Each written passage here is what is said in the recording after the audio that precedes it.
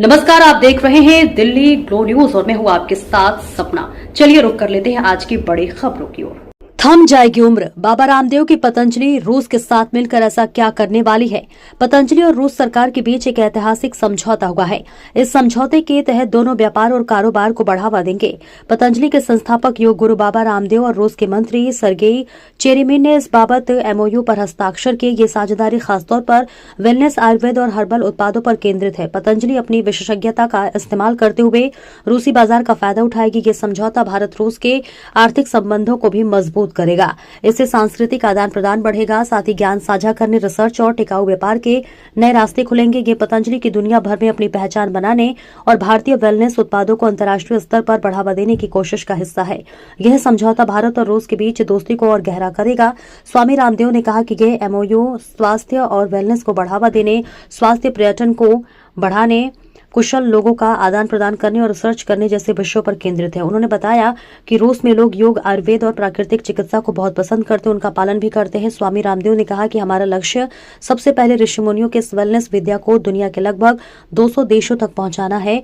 रूस इस लक्ष्य को हासिल करने का पहला पड़ाव होगा। इस एमओयू का सबसे महत्वपूर्ण बिंदु रूस में पतंजलि की वेलनेस सेवाओं का विस्तार करना है। पतंजलि रूस के साथ मिलकर उम्र को कम करने और लंबी उम्र पर गहन शोध करेगा। इस शोध से गंभीर बीमारियों का पता करके उनके शरीर में आने से कई साल पहले की लगाया जा सकेगा। रूस को भारत की ओर से कुशल श्रमिक और कुशल योगी उपलब्ध कराना है।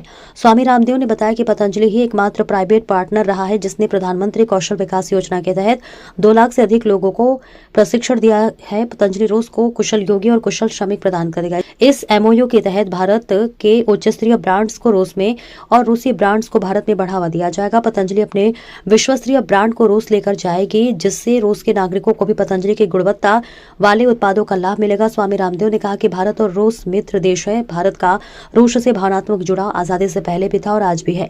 भारत में लोग रूसी राष्ट्रपति व्लादिमीर पुतिन को एक मजबूत ग्लोबल लीडर के तौर पर जानते हैं।